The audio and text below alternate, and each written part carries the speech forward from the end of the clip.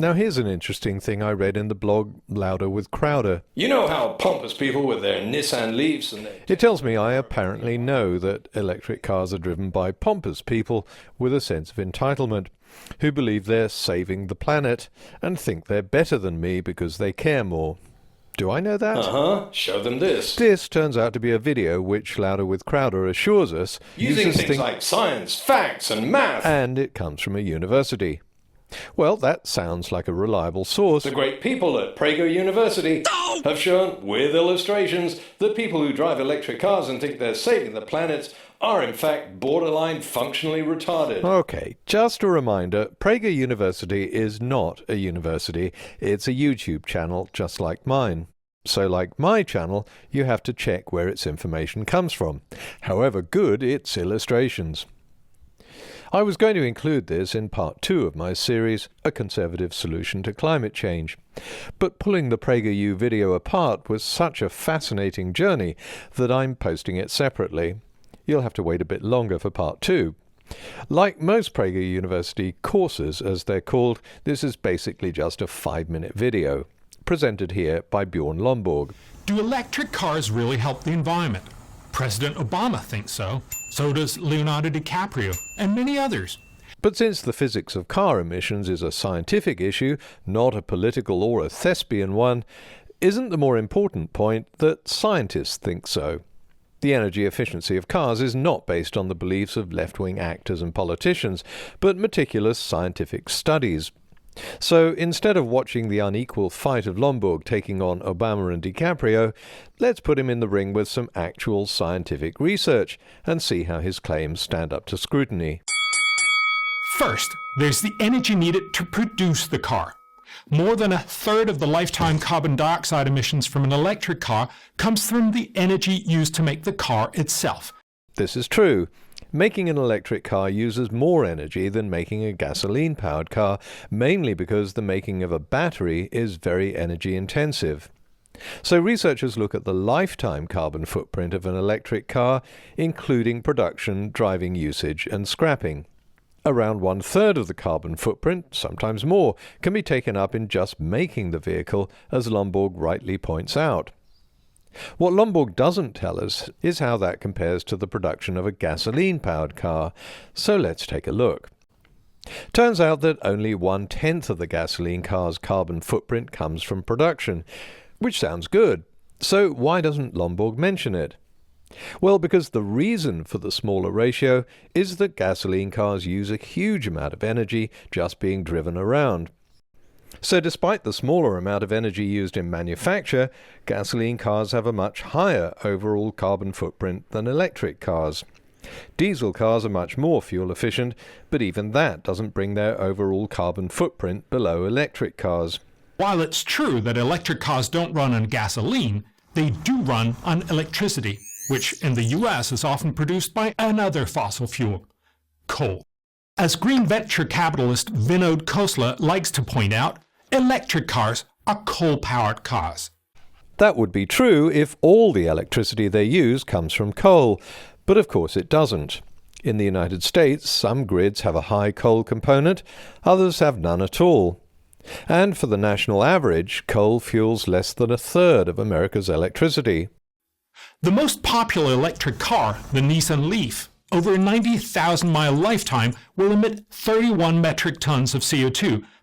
A comparable Mercedes CDI A160 over a similar lifetime will emit just 3 tons more across its production, diesel consumption, and ultimate scrapping. That's close to a 10% difference, which is not much. So, as always, we have to ask, where do Lomborg's figures come from? PragerU doesn't tell us. Unlike my channel, where all my sources are cited, you rarely find citations at PragerU, just a lot of advertising for their social media sites. I don't know why they don't want to tell you where their information comes from, but it means you can't check and verify it. So I emailed Lomborg to ask him. His office told me his source is this paper by Hawkins et al., and right up top the abstract shows not a 10% difference, as Lomborg says, but a range from 10% to 24%. The authors later issued a corrigendum, and that figure was corrected to between 17 and 30%, which is even further from Lomborg's claim. The first thing that comes to mind is that Lomborg cherry-picked the figures, but I can't say that without reading the study. Okay, I've read the study, and yep, he cherry-picked the figures. First of all, Lomborg has adjusted the figures to take account of America's greater reliance on coal as a fuel for electricity, compared to the average European fuel mix on which the study was based. That's fair enough. What he didn't do was adjust the fuel efficiency of the European cars to take account of the lower fuel efficiency in the USA, which would have made the electric cars look greener. And here's where the cherry-picking comes in. Turns out that when the paper looked at the crucial area of fuel consumption, it didn't just make one comparison with the electric car, it made two, one for diesel, the other for gasoline. But the gasoline car miraculously disappears when Lomborg does his own calculations. Why? Presumably because even in fuel-efficient Europe, diesel cars have much better fuel economy. In this case around 53 miles to the gallon combined, city and highway driving, and therefore emit far fewer lifetime CO2 emissions. I did email Lomborg's office again asking why he had ignored the comparison with the gasoline car, and I was stunned by this reply from his media manager. I'm sure many drivers of different cars would want whatever vehicle they drive to be included in an analysis. However, comparison of one fossil fuel and one electric car is the simplest and clearest way of highlighting their differences. Anyone who understands basic science or data analysis must be face-palming right now. Yes, I'm sure drivers of different cars would want whatever vehicle they drive to be included in the analysis, but we're not dealing with drivers of different cars or what they want. We're dealing with a scientific study that made two comparisons. Lomborg picked the one that came closest to supporting his conclusion and ignored the one that didn't. This is the lamest excuse for cherry-picking I've ever read. If you don't understand how wrong that is, it would be like me claiming that 65% of US electricity comes from renewable resources, citing this study as my source.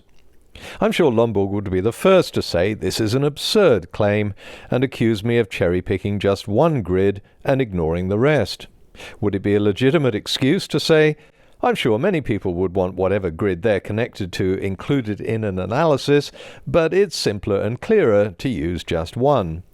Cherry-picking just one comparison may be simple, but that makes it very unclear that the other comparison in the study is screaming a very different result.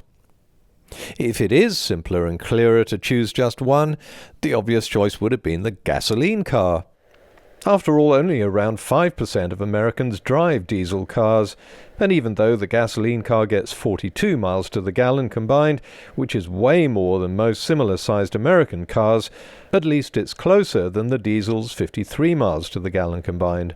Better yet, adjust the fuel economy to an average of what most Americans drive. I checked the EPA's annual fuel economy list for new small and hatchback cars, and most gasoline vehicles in the USA are around or under 30 miles to the gallon combined. So they're emitting around twice as much CO2 as the diesel comparison that Lomborg cherry-picked.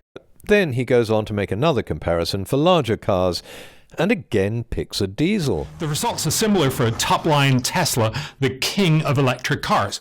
It emits about 44 tons, which is only 5 tons less than a similar Audi A7 Quattro. That's a difference of about 10%. PragerU cites no source, but USA Today gives us a link in Lomborg's opinion piece where the same claim is made, and this was confirmed by Lomborg's office as his source. But the links just take you to this government website, listing the fuel economies of the two cars. So let's see what actual published studies have found. The Union of Concerned Scientists made a cradle-to-grave emissions study in the USA. It found that gasoline cars emit 29 tons more CO2 equivalents than mid-size electric cars powered by an electricity grid mix representative of where those cars are sold, and 54 tons for large cars. That's 51% and 53% lower, respectively. It's important to point out that where the cars are sold is not the same as the grid average, and it brings me back to that all-important point. The carbon footprint of electric cars depends on the fuel mix of the grid where they're charged and the fuel mix of the grid where the batteries are made. The UCS study shows that different US grids have markedly different fuel mixes. Even where a grid has a high component of coal-fueled electricity, the car can still have a low carbon footprint by being produced and charged off-grid. Tesla, for example, is building huge battery manufacturing plants in Nevada and China, powered by solar energy.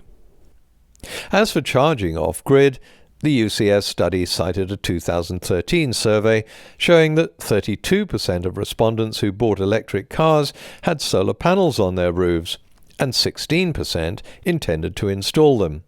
Another factor is urban versus highway driving. The gap between gasoline and electric is much larger in cities for various reasons.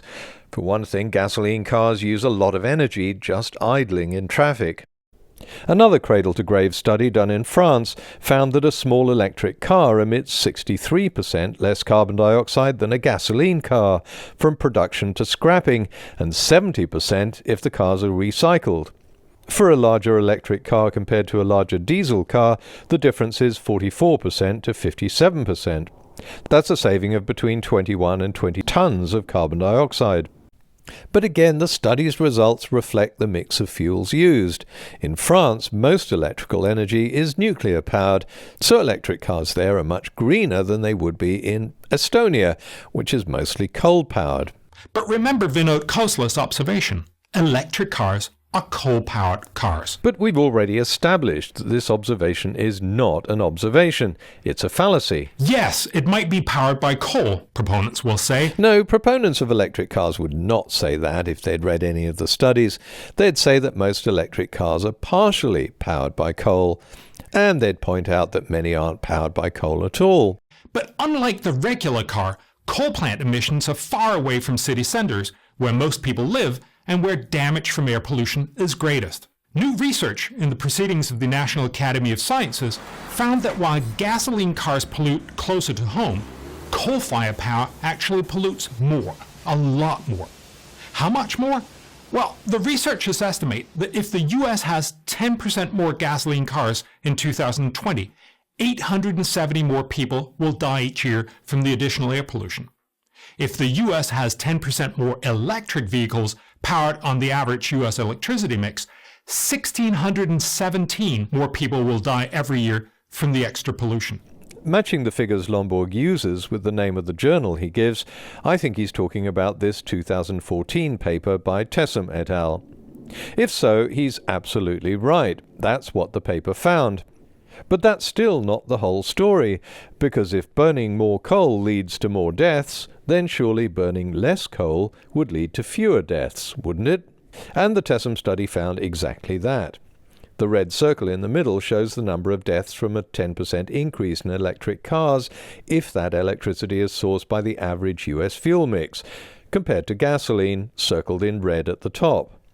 As Lomborg correctly reports, that's 1,617 more deaths. But the researchers also concluded that if natural gas was the source of that electricity, shown by the red circle near the bottom, there'd be less than 500 extra deaths.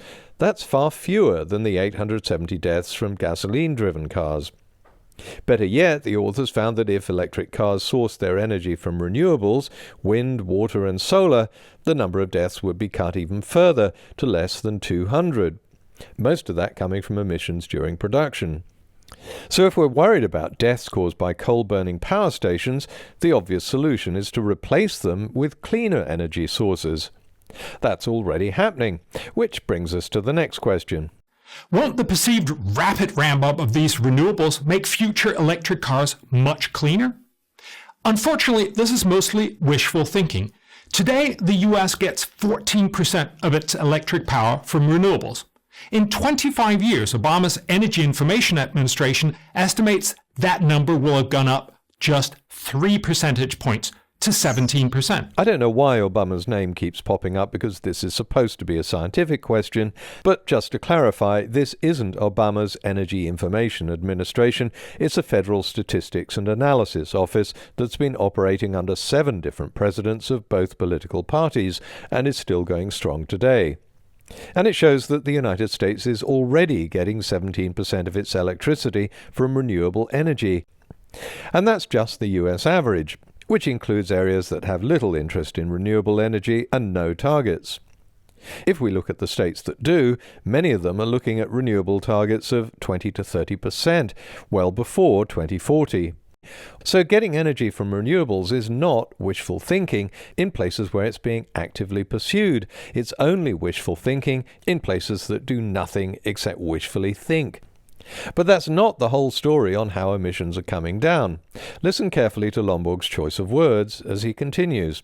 Meanwhile, those fossil fuels that generate 65% of U.S. electricity today will still generate about 64% of it in 2040. So it sounds as though coal will still be generating the same amount of electricity as it does today.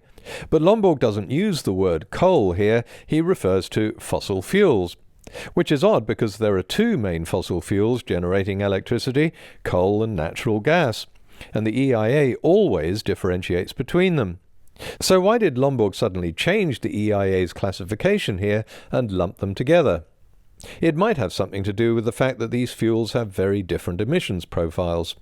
Natural gas is a lot less polluting and releases far less CO2 than coal.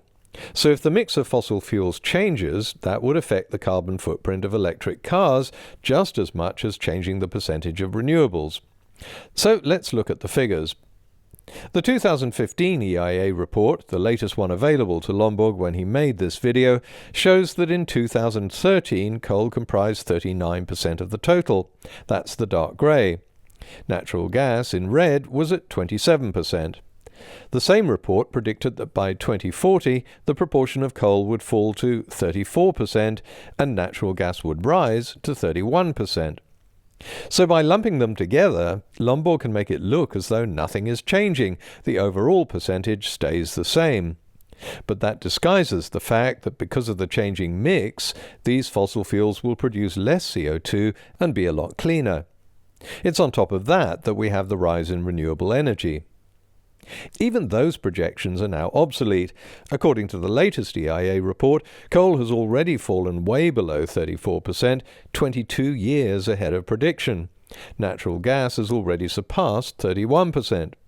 So the fossil fuel mix has already shifted in favor of lower CO2 emissions. Lomborg's next complaint is about the making of the electric car itself, especially the battery. The mining of lithium, for instance, is not a green activity.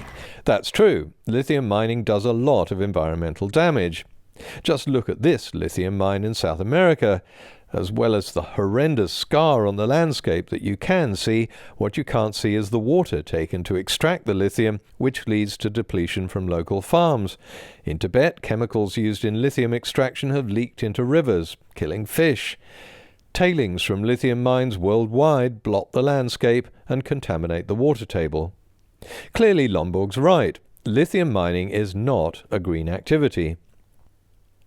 But of course neither is oil sand mining to make gasoline, or oil shale mining, or oil extraction by other means, like in situ oil shale extraction and oil drilling, or like the transport of oil. Oil leakage and spills also contaminate water supplies and kill fish. Oil pipelines are a blot on the landscape and block animal migration routes. Is the environmental damage done by oil worse than lithium? That would be useful to know, but for some reason Lomborg only mentions lithium. While electric car owners may cruise around feeling virtuous. Okay, again, personal feelings towards electric car owners are irrelevant because that's not science. Whether you feel people who drive electric cars are feeling virtuous or pompous or driving with a sense of entitlement, that shouldn't be a factor in deciding whether electric cars are greener than gasoline cars. It's possible these people drive electric cars because they're great value for money. Even without tax breaks, electric car prices have come down so fast and are so cheap to run that owners have simply done the math. According to an article in Forbes magazine, once you figure in the cost of ownership, especially maintenance and fuel, electric vehicles are a bargain despite the upfront price tag. If you buy an electric vehicle rather than a gasoline-powered one, you're probably going to save a lot of money during the time you own it. You don't need to be a member of the Sierra Club to see the appeal of going electric. So maybe these buyers aren't borderline functionally retarded, maybe they've just gone through the figures and are smart enough to understand basic economics. But even if electric car owners did have some sort of personality disorder that makes them feel virtuous or entitled, however much Lomborg, Crowder or Kirchhoff may dislike that, it's still no excuse for misrepresenting scientific facts. While researching articles about electric cars, I was struck by how many of the negative ones were either written by Lomborg or were simply copies of his claims by people who hadn't bothered to check his facts. Time to stop worshipping the electric car, by Bjorn Lomborg. Green cars have a dirty little secret, by Bjorn Lomborg. Electric car benefits, just myths, by Bjorn Lomborg. Don't be fooled, Elon Musk's electric cars aren't about to save the planet. It's by Bjorn Lomborg. So Lomborg's war on electric cars has been going on for 5 years now, which would be fine if he could support his premise that they're not environmentally friendly. But if the only way he can do that is to make incorrect statements, omit information and cherry-pick, then why?